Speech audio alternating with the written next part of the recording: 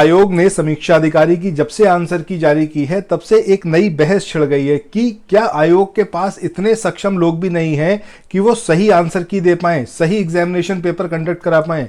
मतलब समझ में नहीं आता कि कैसे इस तरीके से आंसर की जारी करी जा सकती है। एक बार देखते तो होंगे ना, जब आंसर की जारी कर रहे हो उससे पहले एक रिव्यू तो होता होगा ना कि भाई ये सारी जो आंसर की है इसको एक बार चेक कर लिया गया है। आप देखो तो हर बार चाहे समीक्षा अधिकारी का पेपर हो गया या फिर यूपी पीसीएस का, एक तो क्वेश्चंस गलत होंगे उसके अंदर, उसके बाद उसमें आंसर्स जो हैं वो गलत दिए जाएंगे और कहीं कोई सुनवाई भी नहीं होती है। बहरहाल अभी जब ये आंसर की जारी हो गई है तो इसके बाद क्या कुछ चेंजेस आपको देखने को मिलेंगे, जो मतलब एक्सपेक्टेड कट ऑफ है उसके अंदर, उसके संदर्भ में यहां पर बात करेंगे। इसके अलावा क्या कमियां रह गई कि आप इतने इजी पेपर में भी अच्छा परफॉर्म नहीं कर पाए और उसको कैसे सुधार करें ताकि उत्तर प्रदेश पीसीएस प्रीलिम्स 2025 उसके लिए आप प्रयासरत हो पाए। सो आइए शुरू करते हैं। सबसे पहले यहां पर बात करते हैं कि ये जो आंसर की जारी हुई है इसके बाद एक्सपेक्टेड कट ऑफ क्या होगी। सो एक एक करके सारे बिंदुओं पर यहां पर चर्चा करेंगे। देखिए, आंसर की जब से जारी हुई है तब से क्या हुआ है कि बहुत सारे क्वेश्चंस इसके अंदर इनकरेक्ट दिए हुए हैं। कई लोगों के वो आंसर सही हो गए, कई के गलत हो गए।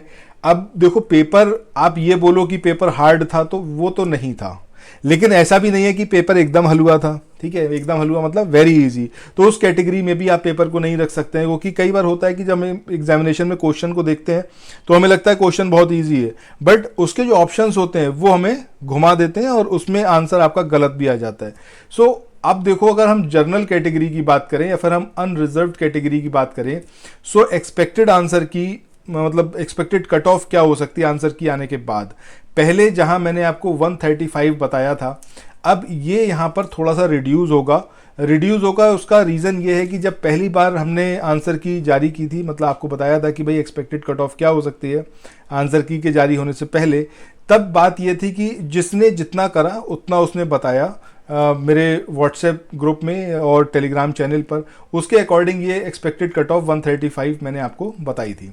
बट अभी जब ये आंसर की जारी हो गई है तब ये आपका 130 के अराउंड रहेगी जनरल कैटेगरी की। ठीक है, इससे ज़्यादा नहीं जानी चाहिए। अब अगर हम बात करें ओबीसी की, तो ओबीसी और इसमें कोई ज़्यादा डिफरेंस नहीं है। ये भी अगर 130 के आसपास आपके मार्क्स हैं तो आप बेशक मेंस के लिए आप तैयारी शुरू कर सकते हैं।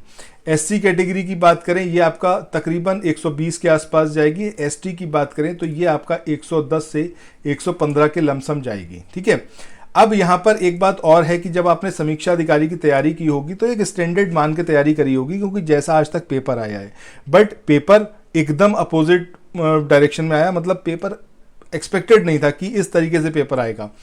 बट क्या पीसीएस 2025 ये भी सेम तरीके से ही कंडक्ट होगा? सो इसका आंसर है बिल्कुल नहीं। पीसीएस अपना जो एक लेवल है उसको मेंटेन करेगा, ये 100% है। और इसके लिए ज़रूरी है कि आप अच्छे से तैयारी करें और अभी से तैयारी करें।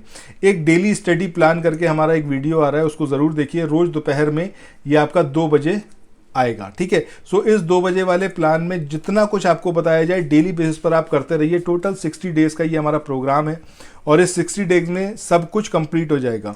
आपको सिर्फ मल्टीपल टाइम्स पढ़ते रहना है।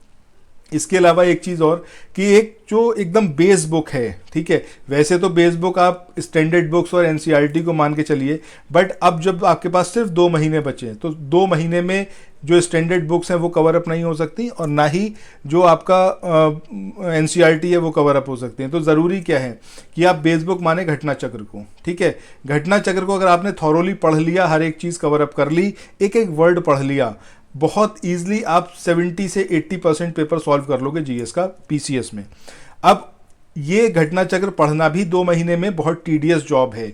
इसके लिए आप क्या कर सकते हो, हमने समरी बनाई है और यकीन मानिए अभी तक जिसने भी ये समरी ली है वो 100% सेटिस्फाइड है। आप लोग सिंपली 9027281376 इस नंबर पर व्हाट्सएप मैसेज करिए और ये समरी आप ले सकते हैं। ठीक है, फ्री ऑफ कॉस्ट नहीं है, पहले ही बता रहे। सो ये समरी आप ले सकते हैं। इस समरी के माध्यम से आप पढ़िए, क्योंकि जो डेली स्टडी प्लान है उसको आप तभी फॉलो कर पाएंगे जब आपके पास ये समरी पीडीएफ होगा। इसके अलावा क्रॉनिकल मैगजीन से हम आपको 12 महीने की करंट अफेयर्स प्रोवाइड करेंगे समराइज्ड वे में, ताकि आप मल्टीपल टाइम्स रिवाइज कर पाओ। अभी जो अवेलेबल है वो फरवरी से लेके और जून तक की अवेलेबल है, ठीक है, मतलब 5 मंथ की जो समरी है वो अवेलेबल है, इसको भी आप परचेस कर सकते हो। जब आप ये समरी पीडीएफ देखोगे तभी आपको पता चलेगा कि जितने भी नोट्स हैं ऑफलाइन ऑनलाइन कहीं भी, उस सब में सबसे बेस्ट नोट्स हैं ये, इससे बेस्ट कुछ भी नहीं है।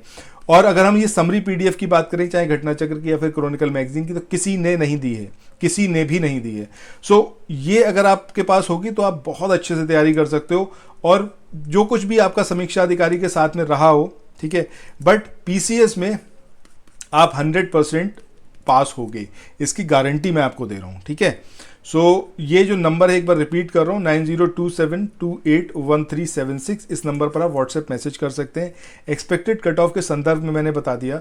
अगला जो वीडियो आएगा उसमें समीक्षा अधिकारी, सहायक समीक्षा अधिकारी के जो अपकमिंग वैकेंसी है जो 2026 में देखने को मिलेगी, उसके संदर्भ में बात करेंगे।